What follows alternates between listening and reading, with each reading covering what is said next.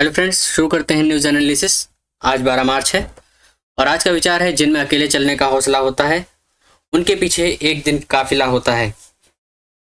तो इसका तात्पर्य यह है कि इस दुनिया में ऐसा कोई मुकाम या मंजिल नहीं है जो इंसान की पहुंच से दूर हो। Bill Gates, Steve jobs, Michael Jackson, Sachin Tendulkar, Nelson Mandela आदि जितने भी सफल और इतिहास बदलने वाले लोग इस दुनिया में हुए हैं, क्या आप जानते हैं कि इन सभी लोगों की सफलता का राज क्या है? ये सभी अलग अलग जगहों से आकर अलग अलग क्षेत्रों में सफलता के नए शीर्ष स्थापित करने वाले लोग हैं।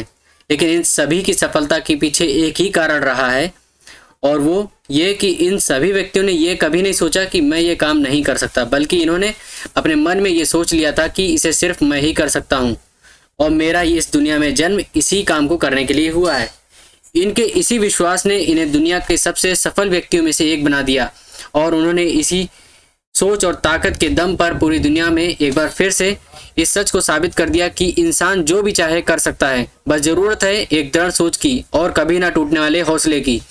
तो दोस्तों, अगर आपने कभी कोई मुकाम या लक्ष्य अपनी ज़िंदगी के लिए बनाया है तो बिना कुछ सोचे समझे, बिना किसी को सुने उस लक्ष्य को, उस मुकाम को हासिल करने के लिए पूरे शिद्दत से जुट जाइए और अपने मन में ये निश्चय कर लीजिए कि जब तक मैं इस लक्ष्य को हासिल नहीं कर लेता तब तक किसी के रोकने से भी नहीं रुकूंगा।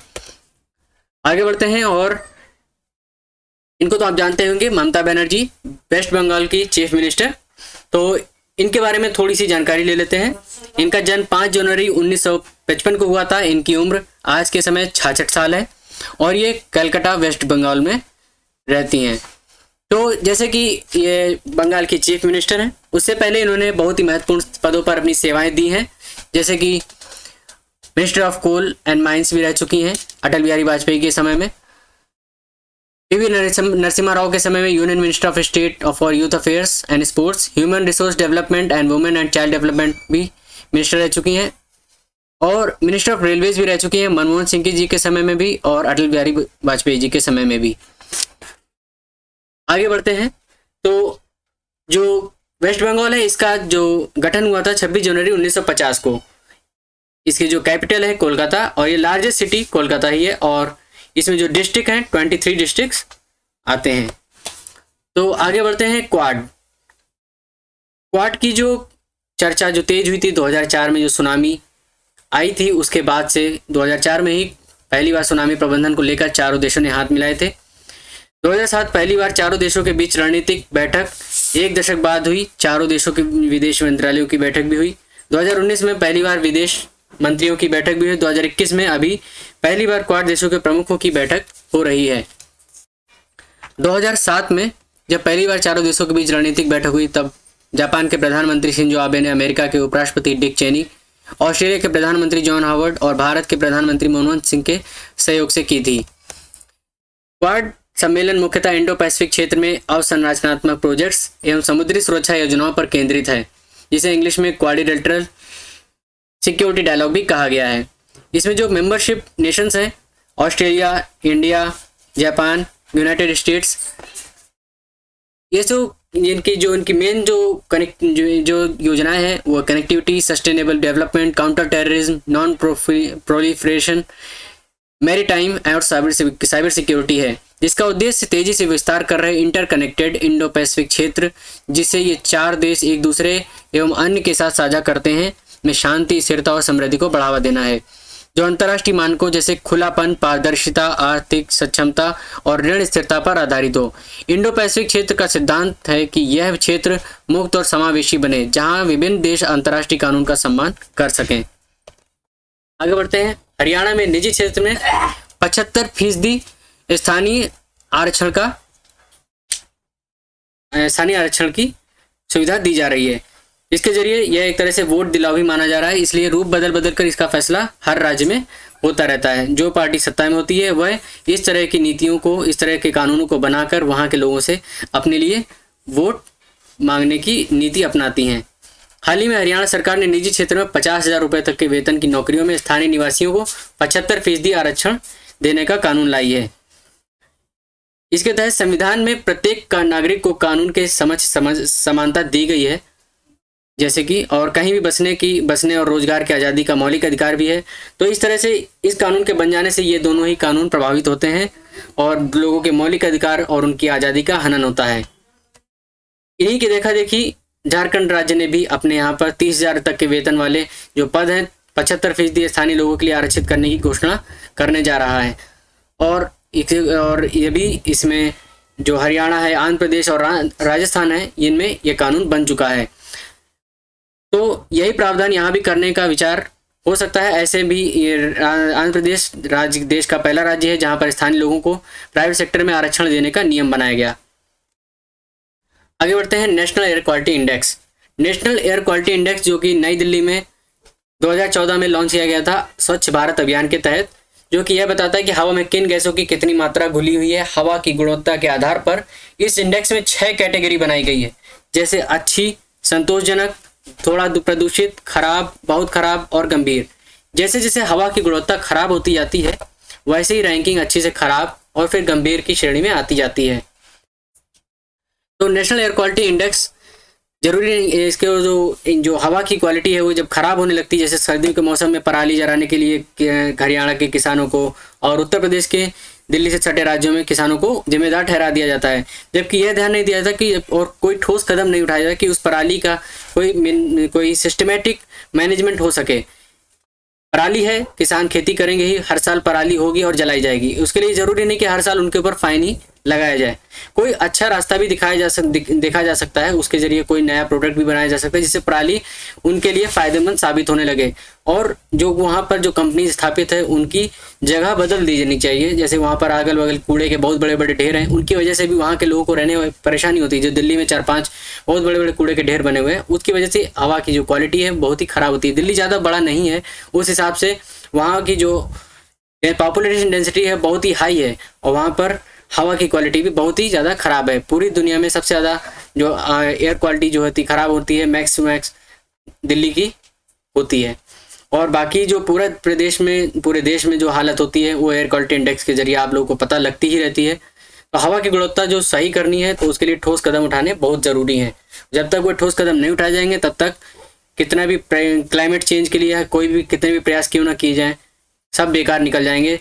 पैसे की बर्बादी होगी, समय की बर्बादी होगी और सरकारें आती जाती रहेंगी। लेकिन ठोस कदम एक बार अगर उठाए जाएं तो लोग उसका समर्थन करेंगे, लोग उसको अपनाएंगे और उसको इन ठोस कदमों को पालन कराने के लिए लोगों की शिक्षा व्यवस्था और जो पालन करने के कानून हैं उनकी थोड़ी सी निगरानी, मॉनिटरिंग होना बहुत ज़रूरी है। आगे बढ़ते हैं telecom regulatory authority of India. जिस तरह से आरबीआई बैंकों को रेगुलेट करता है, उसी तरह ट्राई जितनी भी मोबाइल कंपनीज हैं उनको रेगुलेट करता है। तो ठीक उसी तरह 75% लोग का कहना है ट्राई की डू नॉट कॉल की सुविधा पर रजिस्ट्रेशन के बाद भी उन्हें रोजाना 4 से ज़्यादा अनचाहे मैसेज मिलते हैं। लोकल सर्कल्स के सर्वे के मुताबिक 14% लोगों को पिछले साल भर में पैसे कमाने संबंधी SMS मिले। तो इस तरह की जो भी प्रॉब्लम्स होती हैं तो इन पर ट्राई एक्शन लेता है उन कंपनीज के ऊपर जो इस तरह के उल्लंघन करती रहती हैं, जो पैसे कमाने के लिए कुछ भी किसी भी हद तक जाने को तैयार हो जाती हैं। तो ट्राई कंपनी उनके ऊपर कैप लगा देती है जिसकी वजह से ऐसी हरकतें जो हैं आगे ना हो सके, ऐसा माना जा सकता है। तो ट्राई कंपनी है department of telecommunication under ministry of communication, government of India के अंडर में आती है और इसके हेडक्वार्टर जो है दिल्ली में है, न्यू दिल्ली। तो आगे बढ़ते हैं। भरोसेमंद स्रोत और जांचे परखे उत्पादों की सूची जारी करेगी केंद्र सरकार। NCSC बताएगा किन कंपनियों से खरीदे जाए टेलीकॉम उपकरण। तो NCSC क्या है? National cyber security coordinator under national security council secretariat, coordinate with different agencies at the national level for cyber security matters. तो देश की सुरक्षा को ध्यान में रखते हुए टेलीकॉम क्षेत्र की जुड़ी निजी कंपनियों को अब भरोसेमंद स्रोत से ही टेलीकॉम उपकरणों की खरीदारी करनी होगी। जैसे कि आपको आजकल पता ही है साइबर सिक्योरिटी से इश्यूज़, जो क्राइम इश्यूज़ हैं वो ज़्यादा बढ़ चुके हैं और बाहर से अगर उपकरण खरीदे जाएंगे तो हम उसके उपकरण की पूरी तरह से गवर्नमेंट जांच नहीं कर पाती है। इसलिए जो हमारी सरकार है, हमारे देश में जो NCSC है वो यह सूची जारी करने जा रहा है जिससे भरोसेमंद स्रोत से ही टेलीकॉम उपकरणों की खरीदारी की जाए। सरकार ने टेलीकॉम उपकरणों की सुरक्षा और खरीदारी के लिए भरोसेमंद माध्यम तय करने की जिम्मेदारी नेशनल साइबर सिक्योरिटी कोऑर्डिनेटर को दी है। भरोसेमंद स्रोत से जांचे परखे उत्पादों की सूची की तरफ NCSC की तरफ से जारी की जाएगी और गैर भरोसे स्रोतों की जो सूची जारी कर सकता है, ऐसी स्रोतों से किसी भी प्रकार की खरीदारी की मनाही होगी। तो ये जो है अभी अधिसूचना जारी की गई है। अधिसूचना में जो चीनी कंपनियों की जो खरीदारी की मनाही का कोई जिक्र नहीं है, लेकिन इस कदम का लक्ष्य मुख्य रूप से 5G के प्रसार में चीन की कंपनियों को पूरी तरह से रोकना है। हाल ही में मुंबई में बड़े स्तर पर बिजली गुल होने के मामले में जो चीन का हाथ होने की बात सामने आई है, क्योंकि चाइना के उपकरण से सबसे ज़्यादा हमारे यहाँ पर सप्लाई होते हैं और भारत की निजी टेलीकॉम कंपनियां उपकरणों को सबसे ज़्यादा जो उपकरण की खरीदारी करती है वो चाइना से ही करती है। तो 5G उपकरणों की खरीदारी को लेकर भी उनका रुझान चाइना की तरफ ही है, क्योंकि वहाँ से सस्ते कम प्राइस में अच्छे उपकरण हासिल हो जाते हैं। ऐसे माहौल को देखते हुए एयरटेल चाइना से पहले ही हुआवे को ऑर्डर भी दे चुकी है। तो NCSC को देश की सुरक्षा के हित में टेलीकॉम उपकरणों की खरीदारी पर शर्त लगाने का अधिकार होगा।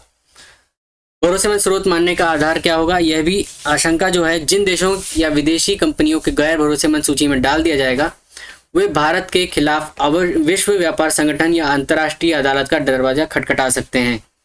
तो समस्या है, तो ये चिंताजनक स्थिति जो भी बनेगी, NCSC अब जो टेलीकॉम कंपनियों को जो भी कंपनियां जहां बताएगा, जो सूची जारी करेगा, वहीं से ही उन सभी कंपनियों को उपकरण की खरीदारी करनी होगी। आगे बढ़ते हैं। One nation one ration card.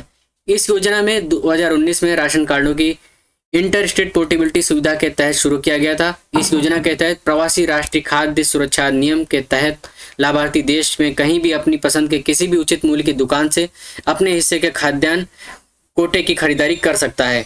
तो इसका मतलब यह है, आप पूरे देश में कहीं पर भी, किसी भी राज्य में, किसी भी जगह पर जाएं, आपको अपने राशन कार्ड के जरिए वहां पर खरीदारी कर सकते हैं। अभी एक देश एक राशन कार्ड के दायरे में 17 से ज़्यादा राज्य आ चुके हैं। उत्तराखंड इसे अपनाने वाला पहला सबसे नया राज्य है और इस प्रणाली की शुरुआत होते ही इन राज्यों के सकल राज्य से घरेलू उत्पाद का 0.25% अतिरिक्त हिस्सा जो है अतिरिक्त कर्ज के तौर पर लेने की अनुमति मिल गई है। आगे बढ़ते हैं। Similipal national park. Similipal national park जो है IUCN कैटेगरी में आता है। यहाँ पर हर साल आग लगती रहती है और अभी भी इस साल आग लगी है, लेकिन यहाँ पर आग को रोकने के लिए कोई भी ठोस कदम नहीं उठाए गए सरकार की तरफ से। केवल एक भरोसा दिखाया गया कि यहाँ पर सरकार ने आग को रोकने के लिए कदम उठाए हैं, बल्कि ऐसा अभी तक कुछ भी नहीं किया गया है। IUCN प्रोटेक्टेड एरियाज कैटेगरी जो है में जो क्षेत्र ये आता है, तो इस वजह से ये काफ़ी महत्वपूर्ण है और यहाँ पर कई तरह के जीव और जानवर रहते हैं, क्योंकि बहुत ही ये जिस जगह पर है उड़ीसा के मयूरभंज जिले में बहुचर्चित सिमलीपाल अभयारण्य समेत राज्य के कई जंगल इस समय भीषण आग से धधक रहे हैं। तो उड़ीसा सरकार जो तमाम कवायदे कर रही है, उसके बावजूद भी कई जगहों पर स्थिति गंभीर बनी हुई है, तो इस वजह से यह ज़्यादा चर्चा में है। और क्लाइमेट चेंज के लिहाज से देखते हुए ऐसी आग का लगना, काफ़ी लंबे समय तक लगे रहना बहुत ही बड़ा नुकसान साबित होगा। घरेलू LPG गैस की खपत 7.3% बढ़ी। घरेलू LPG गैस प्रधानमंत्री उज्ज्वला योजना के तहत स्वच्छ ईंधन बेहतर जीवन के नारे के साथ केंद्र सरकार ने 1 मई 2016 को माननीय प्रधानमंत्री श्री नरेंद्र मोदी के नेतृत्व में एक सामाजिक कल्याण योजना प्रधानमंत्री उज्ज्वला योजना की शुरुआत की। यह योजना एक धुआं रहित ग्रामीण भारत की परिकल्पना करती है। 2019 तक 5 करोड़ परिवारों ने, विशेषकर गरीबी रेखा के नीचे रह रही महिलाओं को रियायती दर पर LPG कनेक्शन उपलब्ध कराने का लक्ष्य रखा गया था। तो इसमें जिन लोगों ने प्रधानमंत्री उज्ज्वला योजना के तहत में ये डायरेक्ट बेनिफिट ट्रांसफ़र भी दिया गया था और बहुत से लोगों के लिए गिव इट अप स्कीम भी चलाई गई थी। जो लोग इस डायरेक्ट बेनिफिट ट्रांसफ़र का लाभ लेने के लिए, मान लीजिए वो अपने सक्षम है, तो डायरेक्ट बेनिफिट ट्रांसफ़र के लिए गिव अप कर सकते हैं। उनको ऐसा कोई सब्सिडी वगैरह नहीं मिलती। सब्सिडी को गिव अप करने के लिए गिव इट अप ऑपरेशन चलाया गया था, तो इसके तहत बहुत से लोगों ने गिव अप भी कर दिया। लेकिन इस समय जो LPG के प्राइस हाइक हो चुके हैं कोरोना वायरस की महामारी की उसके बाद से, तो ये बहुत ही चिंताजनक स्थिति है, क्योंकि LPG के प्राइस तब से दोगुने हो चुके हैं और सब्सिडी ना के बराबर ख़त्म कर दी गई है। आगे बढ़ते हैं। तिब्बत में बांध निर्माण की योजना चीनी संसद से पारित हो गई है। तो तिब्बत ने अरुणाचल प्रदेश, भारत से सटे हुए प्रदेश अरुणाचल प्रदेश के सटे तिब्बत के मेदोक काउंटी में बांध प्रस्तावित किया है और चीनी पावर कंस्ट्रक्शन कार के जो काम है वो शुरू करने के लिए ब्रह्मपुत्र पर जल विद्युत परियोजना का निर्माण किया जाएगा। तो चाइना की स्थिति आप देख सकते हैं। तिब्बत भारत के जो नज़दीक प्रदेश हैं उनसे जो सटा हुआ दिखाई देता है। अरुणाचल प्रदेश की स्थिति भी आप देख सकते हैं। अधिकांश अमेरिकियों को मिलेंगे 1 लाख रुपए। यह अमेरिका की इंटरनेशनल जो न्यूज़ है, लंबे समय के इंतजार के बाद से बाइडेन प्रशासन ने महत्वपूर्ण कोरोना राहत बिल संसद में पारित किया है। उसके अनुसार हर अमेरिकी को $1400 लगभग 1 लाख रुपए की मदद मिलेगी। साथ ही हर बेरोजगार को करीब $300 22,000 रुपये हर सप्ताह भत्ता दिया जाएगा। बिल के पारित होने के बाद अमेरिका के राष्ट्रपति जो बाइडेन है इस संबंध में ट्वीट भी किया। तो यह बहुत ही बड़ा और काफ़ी महत्वपूर्ण कदम है, जिसके ज़रिए जैसा कि आप भारत में ऐसी स्थिति को नहीं देख सकते, क्योंकि यहाँ पर तो उल्टा काफ़ी जितने बड़े स्कैम हो जाए उनके ऊपर ही कोई एक्शन नहीं होता। फिर इस तरह के लाभ को लोगों के लिए देना बहुत ही सोच ही सकते हैं, उस मिलना तो कुछ होगा नहीं उसमें। तो क्योंकि एक तरह से जैसे कोरोना के समय में बहुत से बड़े बड़े देशों ने अपने यहाँ पर लैपटॉप, टैबलेट्स, इन सभी की सुविधाएं अपने स्टूडेंट्स को पढ़ाई जारी रखने के लिए दी, वैसे ही कोई भी स्कीम हमारे भारत देश में देखने को नहीं मिलती है। तो ये कदम हमारे देश में भी होना चाहिए, उठाया जाना चाहिए। आने वाले समय में देखते हैं क्या होता है। चुनावी राज्यों में टीका प्रमाण पत्रों से पीएम की तस्वीर हटाई गई। तो जिन क्षेत्रों में चुनाव हो रहे हैं वहाँ पर पीएम, हमारे जो प्रधानमंत्री हैं श्री नरेंद्र मोदी, वो अपने चुनाव प्रचार प्रसार में जो इस समय कोरोना वैक्सीन लग रही है उनके जो प्रमाण पत्र दिए जा रहे हैं उनमें उनकी फ़ोटो है। उसके लिए चुनाव आयोग ने स्वास्थ्य मंत्रालय को आदेश दिया है, आचार संहिता का पालन करने को कहा है। आयोग ने चुनाव वाले राज्यों और केंद्र शासित प्रदेशों में लोगों को दिए गए प्रमाण पत्रों में से प्रधानमंत्री की तस्वीर को हटाने के लिए कोविन मंच से